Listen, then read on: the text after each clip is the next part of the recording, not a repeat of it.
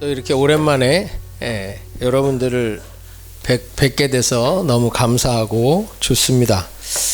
우리 옆에 분들 한번 인사하실까요? 당신의 얼굴을 보니 주님 만난 것 같습니다.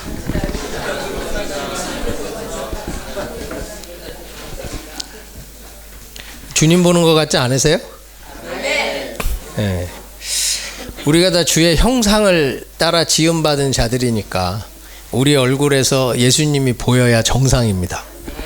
다시 한번 보세요. 얼굴에서 마귀의 모습이 보이나?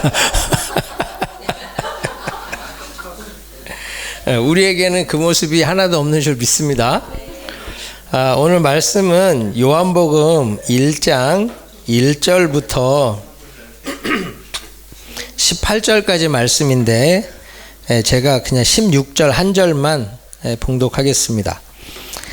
요한복음 1장 1절로 16절. 우리가 다 그의 충만한 데서 받으니 은혜 위에 은혜로라. 아멘.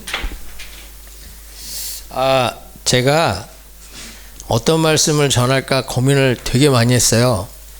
그래서 오늘 전하는 말씀을 주일에 전할까 뭐 하다가 오늘 나온 사람들만 이렇게 말씀을 좀 듣게 해야 되겠다. 이 영상은 유튜브에 올리지 말고 참석한 자만이 누리는 은혜로. 제가 요즘 요한복음을 이렇게 묵상하면서 참 많은 은혜를 받고 있는데 여러분들에게도 요한복음 안에서의 은혜를 좀 나누고 여러분들도 요한복음을 읽으면서 또 그 은혜를 좀 나누면 좋겠다 하는 마음이 좀 강하게 들었어요. 여러분, 요한복음을 기록한 목적이 뭐죠? 요한복음을 기록한 목적은 요한복음 20장 30절로 31절에 나와요. 오직 이것을 기록함은 너희로 예수께서 하나님의 아들 그리스도이심을 믿게 하려 하며 또 너희로 믿고 그 이름을 힘입어 생명을 얻게 하려 함이니라. 이걸 기록한 목적은 예수가 하나님의 아들이고 그리스도라고 하는 걸 믿게 하는 것이고 그걸 믿음으로 영생을 얻게 하는, 이 영원한 생명을 얻게 하는 것, 이것이 요한복음의 목적이에요. 그래서 요한복음에는 7가지 표적이 나와요. 많은 표적이 있는데 그 중에서 7개만 선별해서 기록을 하고 그 표적을 통해서 이 예수가 하나님의 아들이고 그리스도임을 볼 수 있게 해주길 원하고 믿게 하기를 원하는 거예요. 그리고 하나님의 아들 예수, 그가 그리스도라고 하는 걸 믿는 이유가 뭐죠? 생명을 얻게 하려고. 그래서 요한복음은 생명을 얻게 하는 책입니다. 그래서 이 요한복음이 우리에게 굉장히 중요한 내용을 전하는데요. 오늘은 다른 것보다 이 말씀의 인격성이라고 하는 것을 좀 가지고 이야기를 나누려고 그래요. 이 말씀의 인격성. 무슨 말이죠? 말씀은 인격이라는 거예요. 인격. 요한복음 오늘 읽은 1장 1절로 28절까지 말씀은 요한복음 전체의 서론이거든요. 이 서론은 1절부터 8절이 선제하신 말씀, 그러니까 먼저 계셨던 말씀 예수에 대해서 설명을 하고 9절로 13절은 그 말씀을 대하는, 그 예수를 대하는 사람들의 반응이 무엇인지를 설명하고요. 14절로 18절은 이 말씀, 그 예수를 영접한 사람들이 받을 은혜가 무엇인지를 기록하고 있습니다. 근데 계속 말씀 그렇게 얘기를 하는데 이 말씀이 곧 인격이라고 하는 것에서 시작이 되는 거예요. 여기 1장 1절에 보면 태초에 말씀이 계시니라. 이 말씀이 하나님과 함께 계셨으니 이 말씀은 곧 하나님이시니라. 말씀이 하나님이라고 얘기하거든요. 말씀이 하나님. 그런데 2절에 보면 그가 라고 나오죠. 그가. 이 말씀을 사람처럼 대하고 인칭대명사로 받고 있어요. it, that 이렇게 받는 게 아니라 말씀을 사람처럼, 살아있는 사람처럼 묘사하고 그 말씀을 인격으로 표현하고 있어요. 그러니까 말씀은 곧 하나님이시고 그 하나님이신 분이 예수인데, 이 말씀이, 인격을 가진 하나님의 말씀이 곧 살아계신 예수님이라고 하는 것을 말하고 싶은 거예요. 그렇다면 요한은 왜 의도적으로 말씀을 인격으로, 그 인격이 예수라고 하는 걸 계속 강조하고 있을까요? 이 인격이신 예수님을 영접하라는 거예요. 영접하라는 거. 여기 보면 이 말씀이신 예수님을 사람들이 영접해요, 안 해요? 안 해요. 지금 10절에 보면 그가 세상에 계셨으며 세상은 그로 말미암아 지은 바 되었을 때 세상이 그를 알지 못하였고 자기 땅에 오매 자기 백성이 영접지 아니하였으나. 영접지 않았다는 거예요. 여러분, 제가 인격입니까? 비인격입니까? 잠이 덜 깨셨습니까? 전 인격이죠, 그렇죠? 네, 인격이에요. 근데 제가 파리에 왔을 때 여러분들이 저를 영접지 않으면 제가 여기 다시 올까요, 안 올까요? 영접도 안 하는데 제가 왜 와요? 저를 환영하지 않는데, 저를 받아주지 않는데 제가 여길 왜 오겠어? 인격이잖아요. 기분 나쁘고 불쾌하고 뭐 여기 내가 도움도 안 되고 필요도 없는데 여길 내가 왜 오겠어요? 그게 인격이죠. 지금 요한은 말씀이 계셨는데 그 말씀이 하나님이시고 그 말씀은 인격을 가진 하나님이신데 그분이 예수. 그 예수가 자기 땅에 왔는데 그 하나님을 사람들이 영접하지 않았다는 거예요. 그러면서 뭐라고 얘기해요? 12절에 영접하는 자 곧 그 이름을 믿는 자들에게는 하나님의 자녀가 되는 권세를 주셨으니. 하나님 자녀가 되는 권세를 주셨다고 얘기하고 있다는 거예요. 그래서 여러분, 신앙생활 하면서 제일 중요한 것은 나를 찾아오시는 말씀을 영접하는 거예요. 지금 하나님이요, 저를 통해서 여러분에게 말씀으로 찾아오셨어. 근데 이 말씀을 영접하는 자는 하나님의 자녀가 되는 권세를 누리는 거예요. 그런데 사람들이 말씀이 나에게 임했는지조차 생각을 못해, 느끼지를 못해요. 여기 보면요, 10절에 그가 세상에 계셨으며 세상은 그로 말미암아 지은 바 되었으되 세상이 그를 알지 못하였고. 알지 못했대요. 이 세상이 누구죠? 저와 여러분이에요. 저와 여러분도 예수가 이 땅에 나를 구원하러 오신 분이라는 걸 알지 못했어. 그래서 그를 영접지 않았어요. 그 영접지 않고 살다가 지금 여러분들이 그 예수를 영접했죠. 그래서 하나님 자녀가 된 줄 믿습니다. 그런데 주님은 거기에 머무는 게 아니라 계속 우리를 말씀으로 찾아오세요. 말씀으로 찾아오시는 그 주님, 그분을 내가 영접해야 된다는 거예요. 신앙생활 하면서 누가 믿음이 성장할까요? 나를 찾아오시는 말씀을 영접하는 사람이 성장해요. 여러분, 어제도 여러분의 삶의 한가운데 그 말씀이신 주님이 찾아가신 걸 경험하셨습니까? 많은 사람들이 그 경험을 못해. 그러니까 언제 주님을 경험한다고 생각해요? 기도하거나 교회 오면. 그런데 주님은요, 우리 일상생활 속에 비처럼 늘 찾아오세요. 이 나의 일상의 삶의 한 가운데에 찾아오시는 그 주님, 그 말씀과 동행할 때 우리 신앙생활이요, 하나님의 자녀로서의 권세를 누리며 살 수 있는 거예요. 참 이게 진짜 너무 안타까운 일이거든요. 여러분이 큐티를 해야 되는 이유가 여기 있습니다. 말씀을 묵상하고 내 삶의 한가운데 오시는 주님과 동행하기 위해서 큐티 하셔야 돼. 제가 여기 오면서 하나님이 제 마음에 굉장히 강하게 주신 감동이 그거예요. 이 귀한 교회가 많은 곳을 섬기는데 진짜 여러분들 안에 채워진 것이 있냐는 거예요. 말씀으로, 성령으로, 능력으로 채워진 것이 있느냐.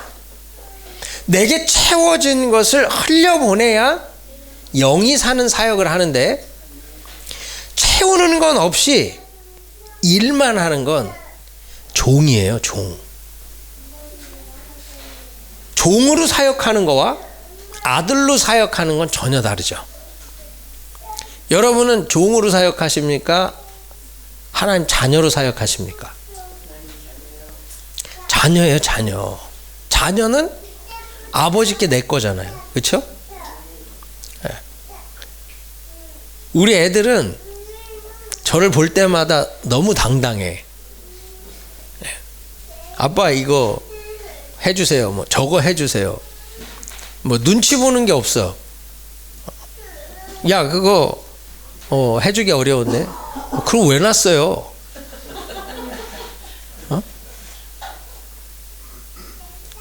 그게 자녀잖아요. 당당하다고. 근데 여러분 그 권세를 가지고 쓴 이 사역을 하는 거와 종으로 사역하는 건 다르죠.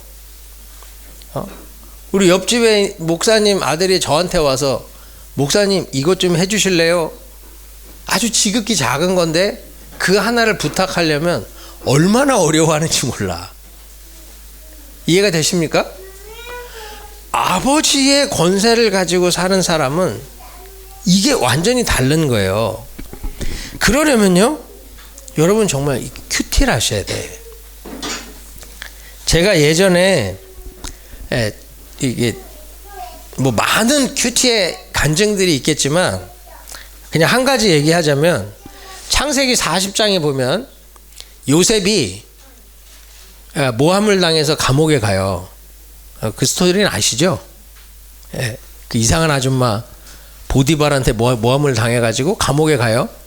거기서 이제 술 맡은 관원장, 또 떡 맡은 관원장을 만나잖아요. 근데 그 감옥을 지키는 그 간수가 요셉 보고 그 사람들을 섬기라 그래. 왜 섬기라 그러죠? 고위 정치 지도자인데 풀려났을 때는 엄청난 권세를 다시 회복하잖아요. 그럼 자기가 거기서 잘못했다가 죄인 취급했다가 문제가 생기면 안 되니까 잘 섬기라 그래요. 근데 제가 그 말씀을 이렇게 쭉 읽으면서 창세기 40장 3절에 그들을 친위대장의 집에 있는 옥에 가두니 곧 요셉이 갇힌 곳이라. 요셉이 옥에 갇혔잖아요. 근데 나는 옥에 갇힌 적이 없잖아. 그럼 난 자유하잖아요. 근데 이게 무슨 묵상이 되겠어.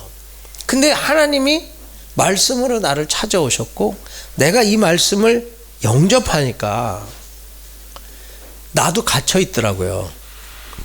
사역에 갇혀 있고 교회에 갇혀 있고 가정에 갇혀 있어. 우리 형제님들은 여기는 어쩐지 모르겠지만 저희 교회에서는 어떤 분들은 아내가 친정에 가면 자유라고 그날부터 자기에게는 완전한 자유가 임했다고 이러는 분들이 있는데 뭐 여기는 없을 줄로 믿습니다. 네? 다 갇혀 있는 거예요. 사역에 갇혀 있고 교회에 갇혀 있고 가정에 갇혀 있고 이게 어떻게 보면 창살 없는 감옥이에요. 근데 4절에 보면 친위대장이 요셉에게 그들을 수종들게 하매 요셉이 그들을 섬겼더라. 내가 이 감옥에서 가정이라는 감옥에서 교회라는 감옥에서 내가 수종 들어야 될 사람이 누굴까? 내 아내고 자녀고 우리 성도님들이고 내가 섬겨야 될 선교사님들이고, 그렇죠? 그리고 6절에 보면 아침에 요셉이 들어가 보니 그들에게 근심의 빛이 있는지라. 이 말씀에서 제가 콱 찔렸어요. 내가 과연 수종 들어야 될 사람들의 얼굴빛을 보고 있는가? 그들 얼굴에 근심빛이 있는지를 보고 있는가? 제가 그렇게 하고 있지 못하더라고요.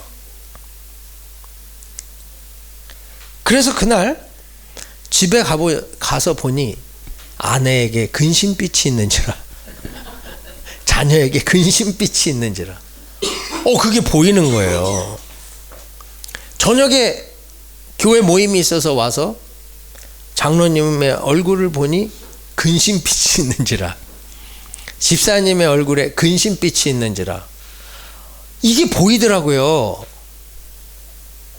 그리고 제가 그날 그 근심빛을 걷어내는, 요셉이 그들이 꾼 꿈을 해석해 주듯이 내가 아내의 근심빛을 덜어내고 우리 성도님들의 근심빛을 덜어내는 그 사역을 하면서 참 은혜가 있었거든요.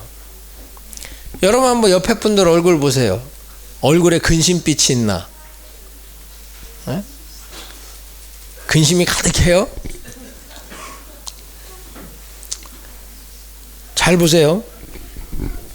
말씀은요, 늘 우리에게 인격으로 임하고 계시거든요. 늘 찾아오세요. 근데 내가 그 말씀을 영접하면 주님이 알게 하시고 보게 하시고 그 일을 행하게 하시고 이루게 하시거든요. 근데 우리는 많은 말씀이 찾아와도 그냥 지나쳐버리고 흘려보내는 거예요. 그래서 주님이 나에게 임한 말씀을 받지도 못하고 누리지도 못해. 사랑하는 여러분, 지금 저를 통해서 여러분들에게로 주님이 말씀으로 찾아가고 계시는 거예요. 큐티 하라고, 말씀 묵상하라고, 그리고 그 말씀을 영접해 보라고. 말씀을 영접하면 그 영접하는 순간에 말씀이 나를 살리는 것, 그 말씀이 나를 풍성하게 하는 것을 보게 될 거라고. 그리고 그것이 흘러가면 나와 함께하는 사람을 살리는 일이 일어나는 겁니다. 말씀 영접하셔야 돼요. 이 말씀이 우리에게 임할 때 이 말씀을 영접하는 사람이 진짜 다른 삶을 살 수 있거든요. 여러분, 근데 이 말씀을 영접을 해도 내가 깨닫지를 못해. 해석이 안 돼. 그리고 이게 주의 음성인지가 분별이 안 돼. 그렇죠? 왜 그래요? 이거 말씀은 내 인간적 지식으로는 해석을 해도 적용이 안 되고요. 성령이 풀어주시고 성령이 내 마음 가운데 콱 박아주셔야 말씀이 역사를 이룰 수 있는 거예요. 제가 지금 이 요한복음 1장을 강의를 하려면 3시간을 해야 되는데 그러면 점심 먹을 때가 될 것 같아. 그래서 제가 이 말씀을 영접한다라고 하는 것이 얼마나 중요한지 이것만 좀 나눌게요. 여러분, 진짜 우리 신앙생활에 제일 중요한 건 말씀, 그 예수를 영접하는 거예요. 여러분, 요한복음 14장을 한번 볼까요? 요한복음 이 14장이 너무너무 중요한 말씀인데 많은 분들이요, 이 말씀을 정확히 몰라요. 여러분, 저는 그 하나님의 말씀이 꿀보다 달다 그러잖아요. 제가 성경을 읽다가 요한복음 14장을 읽는 순간에 입에서 꿀맛이 나는데 이건 세상에서 맛볼 수 없는 정말 제 평생에 처음이고 그 이후로도 없었던 희한한 체험입니다. 꿀보다 더 단데요. 14, 15, 16장을 읽는데 제가 정말 너무너무 흥분이 될 만큼 그렇게 은혜를 받았던 말씀이에요. 근데 여기 보면 1절에 너희는 마음에 근심하지 말라 그러죠. 왜 그래요? 예수님이 죽고 제자들에게서 이제는 분리될 거니까 그걸 염려하는 제자들에게 근심하지 말고 하나님 믿으면 또 나를 믿으라고 얘기해요. 그러면서 내 아버지 집에 거할 곳이 많도다. 믿습니까? 그렇지 않으면 너에게 일렀으리라. 내가 너희를 위하여 처소를 예비하러 가노니 가서 너희를 위하여 처소를 예비하면 내가 다시 와서 너희를 내게로 영접하여 나 있는 곳에 너희도 있게 하리라. 우리가 이 말씀을 보면 주님 다시 오신다. 재림이죠. 그리고 하나님 나라에 갔을 때 우리를 영접하시고 너무 좋은 집을 우리에게 허락해 주신다. 믿습니까? 그런데 이 말은 그게 아니에요. 지금 여기서 주님이 재림했다라고 말씀하시는 내용이 없어요. 여기서 주님이 다시 오신다라고 하는 이 말은 성령으로 다시 오실 것에 대해서 얘기하는 거예요. 그래서 14절부터 16장까지 계속 성령에 대해서 설명을 합니다. 이걸 잘 이해하셔야 되는데 지금 주님이 예비하신다는 처소는 그럼 뭐냐? 우리 안에 거하실, 우리 안에 있는 처소를 의미해요. 그래서 여러분 이 15절 볼까요? 너희가 나를 사랑하면 나의 계명을 지키라고 얘기하죠. 그리고 16절에 얘기해요. 내가 아버지께 구하겠으니 그가 또 다른 보혜사를 너희에게 주사. 자, 다른 보혜사라고 하면 기존의 보혜사가 있다는 말이죠. 기존의 보혜사가 누구예요? 예수님. 이 예수님이 이제 내가 이제 떠나, 너희들에게서 떠나 죽고 부활해 하늘로 갈 거야, 아버지께로 갈 거야. 그러면 내가 다른 보혜사 성령을 너희에게 보내줄 거라는 거예요. 그래서 영원토록 너희와 함께 있게 할 건데 17절 보면 저는 진리의 영이라 세상은 능히 저를 받지 못하나니. 세상은 저를 받지 못해요. 세상은 성령을 받지 못해. 맞습니까? 세상은 왜 성령을 받지 못해요? 예수를 영접지 않으니까. 말씀을 영접지 않으니까. 그 영접하는 자에게 성령을 주시고 그 영접하는 자가 하나님 자녀가 되는 건데 세상은 능히 저를 받지 못해. 그러면서 이는 저를 보지도 못하고 알지도 못함이라. 여러분 앞에서 다시 온다는 것이 재림이라면 재림주는 세상 사람도 봐요 못 봐요? 봐요. 심판주로 오실 때는 각 사람의 눈으로 볼 거라고. 모두가 보는 대로 오셔서 심판하실 거예요. 그런데 성령은 세상은 받지 못하고 세상은 보지도 못하고 세상은 알지도 못해요. 그런데 누구는 알아요? 너희는 저를 아나니. 너희는, 저와 여러분은 주의 말씀을 지키고 그를 사랑하여 말씀을 영접하는 우리는 성령을 받고 성령을 알고 성령으로 영원히 동행한다는 거예요. 그래서 18절에 내가 너희를 고아와 같이 버려두지 아니하고 너희에게로 오리라. 예수가 와요. 성령으로 다시 우리에게 오심을 약속해주고 계시다는 거예요. 그래서 우리는 이 예수를 영접하는 것, 말씀을 영접하는 것, 그것이 단순히 지식적인 깨달음에 머무는 게 아니라 죽고 부활하여 하늘에 계신 그분이 그 부활하신 예수의 부활하신 영이 곧 성령이거든요. 우리에게 보내주시는 보혜사, 그 보혜사가 우리와 함께 거하시는 거예요. 처소 예비하러 가셨어. 내 안에 거할 처소를 예비하시고 그 안에 성령으로 거하셔서, 바울은 뭐라고 얘기합니까? 너희가 하나님의 영이 거하는, 성령이 거하는 전인 줄 알지 못하느냐. 그분은 우리에게 성령으로 임해서 우리와 함께 영원히 있기를 원하시는 거예요. 그러므로 천국은요, 죽어서 가는 곳이 아니에요. 성령이 내 안에 처소를 삼고 거하시면, 내가 주 안에, 주님 내 안에, 이 연합이 이루어지면 그곳이 천국인 거예요.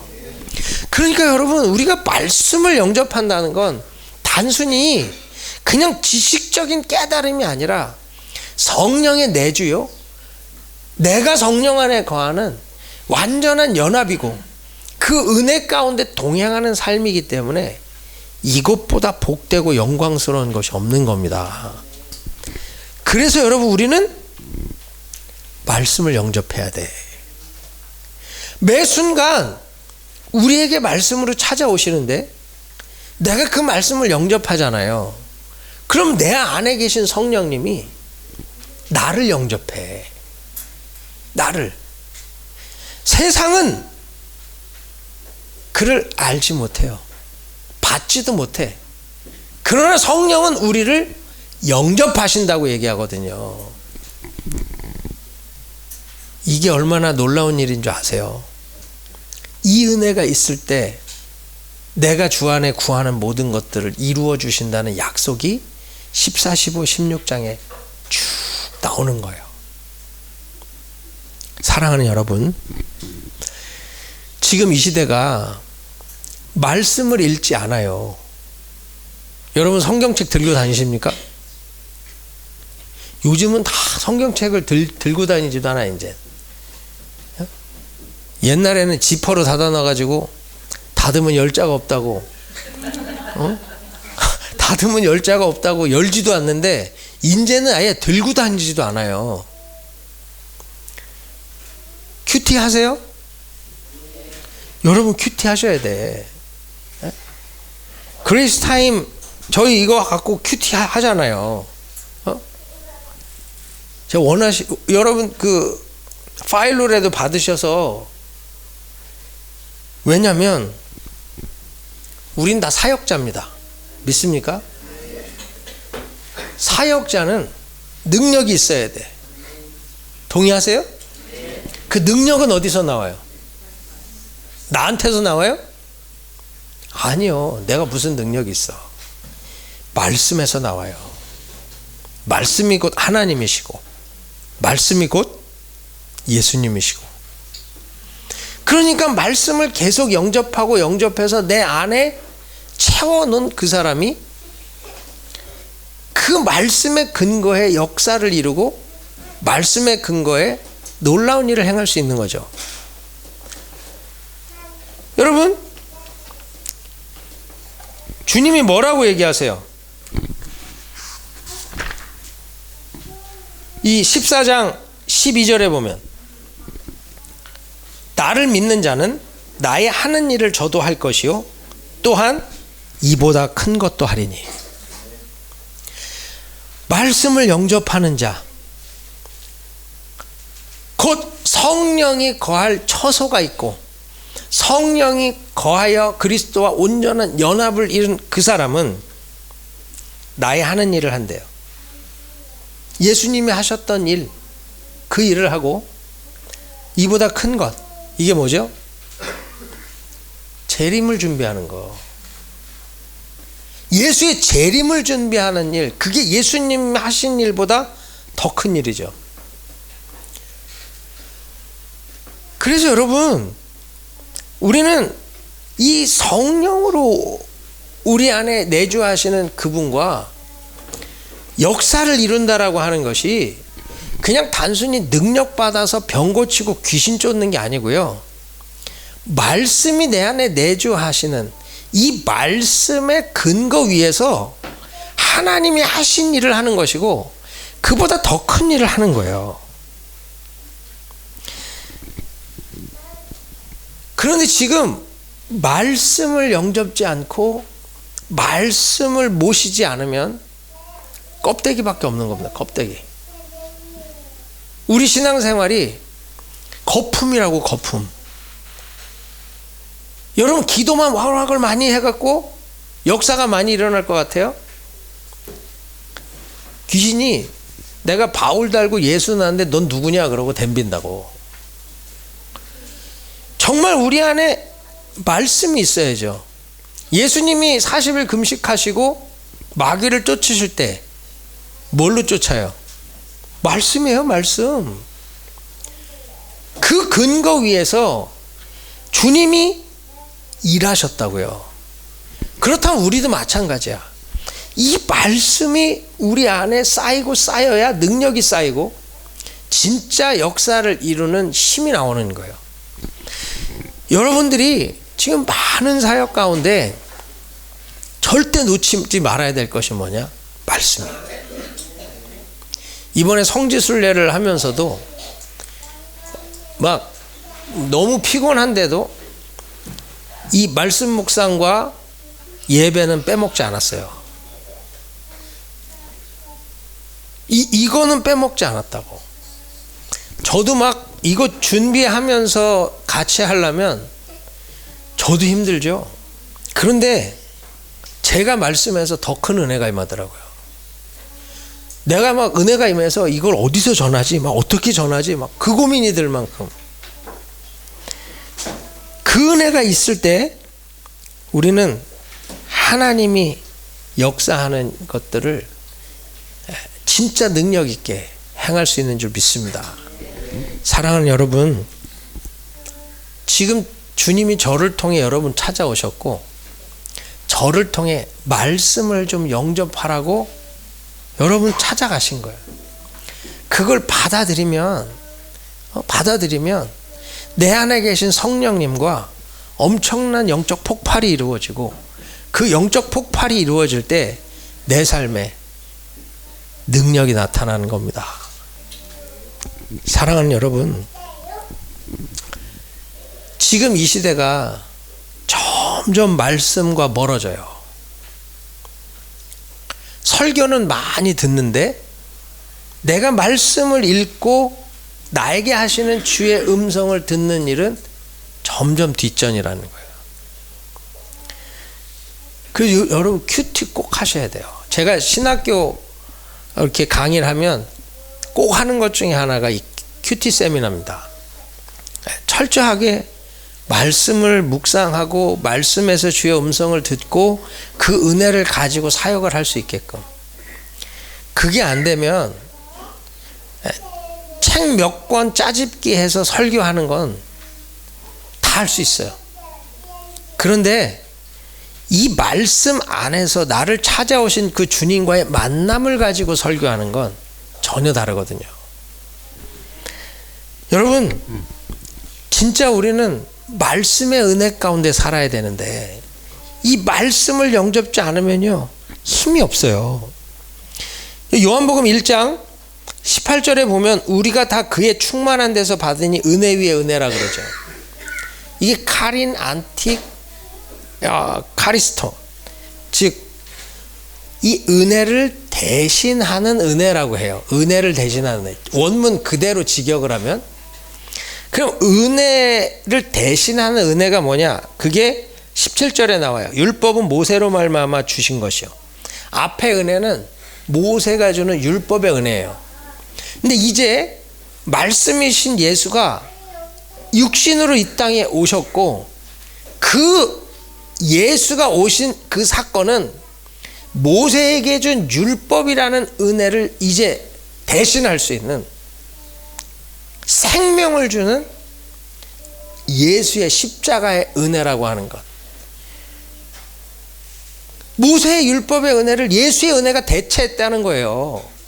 그러므로 우리는 율법에 매여 사는 게 아니라 예수의 은혜, 생명의 은혜 안에 살라고 지금 요한이 설명하고 있는 겁니다.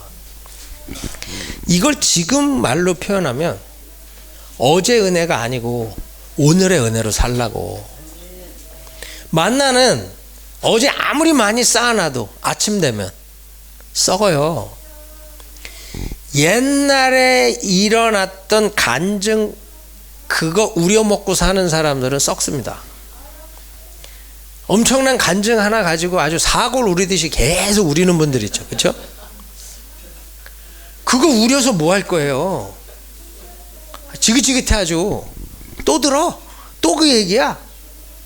그게 아니고 오늘 내 삶에서 오늘 내가 만드는 은혜가 있어야죠. 그게 신선한 거 아니에요? 그게 진짜 생명 있는 겁니다. 제가 우리 성도님들한테 그랬어. 우리 역전의 용사들이 많잖아요. 뭐 93년, 94년 대형 집회부터 시작해서 뭐 얼마나 뭐 간증이 많아. 그러니까 어른들이 나 때는, 그죠? 나 때는, 요즘 애들 말로 라떼는, 아주 라떼는 소리에 힘들어요. 어? 아, 라떼는 어쩌라고? 아, 목사님 라떼는, 제가 그래서 목사님 아니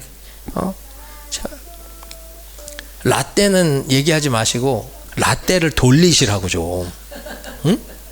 라떼를 좀 대접을 하시라고. 자꾸 라떼 하지 말고. 그럼 사랑받으시고 존경받으시고 함께 있길 기뻐함을 받는다고. 여러분 많은 간증이 있어요. 근데 그거 우려먹고 사는 건 아무 능력이 없습니다. 오늘 내 삶에서 그 일이 일어나야지. 그게 은혜 위에 은혜로 사는 거예요. 그게 어디서 나와요? 말씀을 영접할 때. 이 말씀을 영접하고 그 말씀이 내 삶에 쌓일 때 내 안에 은혜 위에 은혜, 어제의 은혜를 대신하는 오늘의 은혜로 사는 역사가 일어나는 겁니다.